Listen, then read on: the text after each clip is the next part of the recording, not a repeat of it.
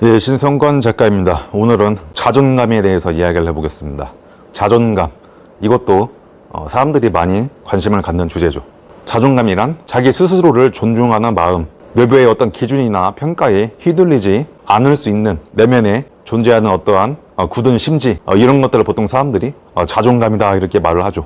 그리고 여기다 대고 작가들이나 강연가들, 이런 사람들은 너를 다른 사람과 비교하지 말라, 너 자신을 있는 그대로 사랑하고 봐드려라, 말을 그렇게 하죠. 근데 저는 여기에 대해서 공감을 할 수가 없습니다. 동의하지 않습니다.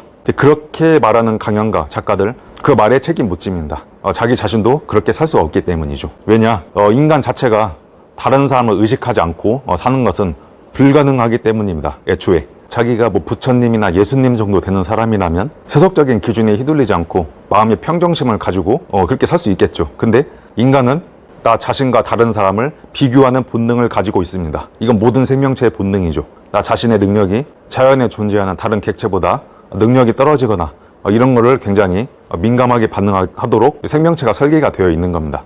그래서 자존감을 높인다라고 하면 방구석에 앉아서 나는 남과 비교하지 않겠다, 나는 나 자신을 정말 사랑한다 이렇게 선포한다고 해서 자존감이 올라가지 않습니다. 절대로.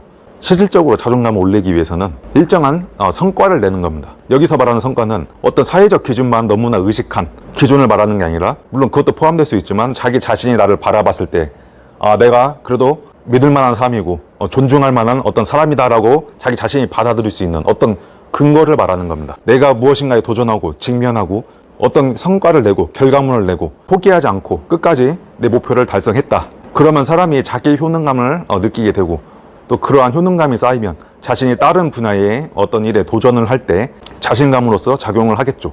이런 것들이 자꾸 쌓여서 누적이 되고 자기 자신에 대해서 긍정적인 자아상이 형성이 될 때, 그게 외부의 어떤 일방적인 시선이나 평가에 휘둘리지 않는 자존감의 근본이 되는 겁니다. 여러분들이 진정으로 다른 사람의 시선에 놀아나지 않고 다른 사람들의 평가에 휘둘리지 않는 강한 사람이 되고 싶다. 그러면 여러분들은 가장 먼저 해야 될 게 내가 뭘 좋아하는지, 그리고 뭘 잘할 수 있는지, 이런 것들을 찾아보고 자기가 실제로 어느 정도 뛰어난 사람이 되어야만 합니다. 예를 들어서 저는 작가죠.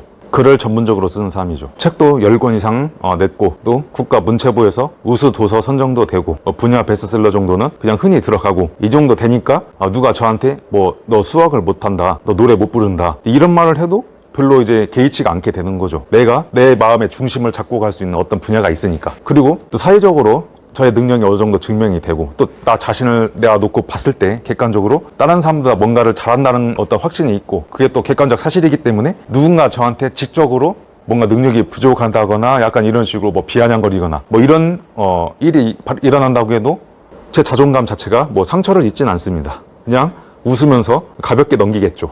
근데 이제 공인된 능력 또는 나 자신이 스스로 인정할 수 있는 그런 어떤 성과물이 없는 사람들은 말로는 나는 다른 사람과 날 비교하지 않겠다, 난 나 자신을 있는 그대로 사랑한다 이렇게 하지만, 당장 남한테 어떤 무시를 당하거나 자신의 어떤 약점이 드러나게 되면은 그 자리에서 바로 무너져 버리죠. 이거 어쩔 수가 없는 겁니다. 이러한 상태에서는 아무리 동기부여 영상을 보고 타인과 비교하지 말라 이런 영상 봐봤자 아무런 효과가 없습니다. 오늘은 여기까지 하겠습니다.